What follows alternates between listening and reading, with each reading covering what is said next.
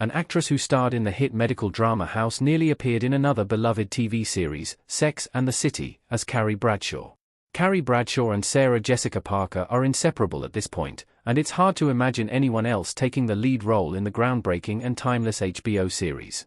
For a certain cohort of people, The Sopranos represents peak 90s and early 2000s prestige television on HBO, but for a whole other group, Sex and the City defines the era of television.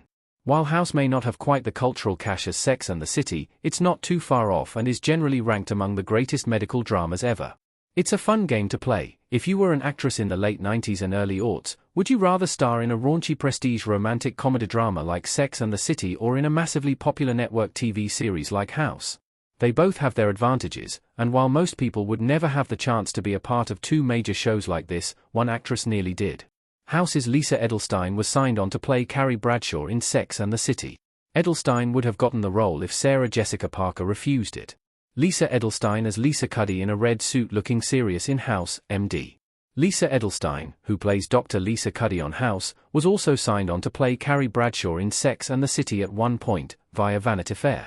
While Sarah Jessica Parker was always the #1 selection for Carrie, producers at HBO weren't going to let the series slip away if she proved unavailable. They had a backup plan in the form of Lisa Edelstein. Edelstein said, "I was either going to do it or not. It all depended on whether she, Sarah Jessica Parker, said yes. My contract was complete. I was waiting." As we all now know, Parker did end up saying yes and taking the career-changing role. Edelstein refrained from ever watching the series as it aired, saying the whole experience was too painful. Cuddy has a lot of Carrie in her, and it's not too far of a stretch to imagine Edelstein doing a great job with the role. Why Sarah Jessica Parker almost turned down Sex and the City? Parker was afraid of being tied down to a TV show.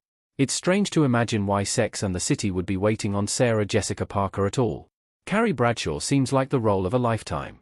However, back in 1997, television was not in the place it is now. Television was where movie stars' careers went to die, and Parker was building an impressive film resume with roles in Hocus Pocus, Ed Wood, and Mars Attacks.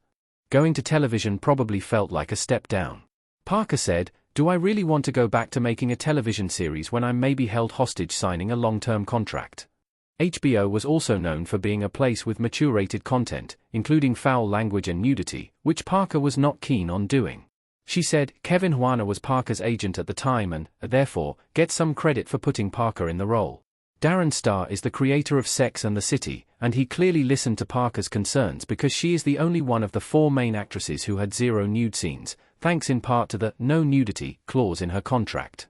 Kristen Davis and Cynthia Nixon also auditioned for the role of Carrie Bradshaw. The two actresses played other characters in the show. Sarah Jessica Parker as Carrie Bradshaw wearing her staple nameplate necklace in Sex and the City. Lisa Edelstein was not the only other person to read for Carrie Bradshaw. When it looked like Sarah Jessica Parker may not be interested in the part, Darren Star had Cynthia Nixon and Kristen Davis read for the part, via THR. Star asked Davis to read, but Davis knew right away the character wasn't for her, saying, instead, Davis convinced Star that she was more in tune with Charlotte York. Nixon had a much different experience, and after she auditioned for Carrie, the casting team said something along the lines of, "Yeah, not so much." She also read for Miranda Hobbs, and while producers liked her, they took months to confirm the casting, and in that time, Nixon nearly had to accept another job. Once again, it was an agent who saved the day, badgering the SATC executives until they finally cast the role. The cast of Sex and the City could have looked very different, particularly if an actress best known for her work on House ended up being cast in the critical Carrie Bradshaw part.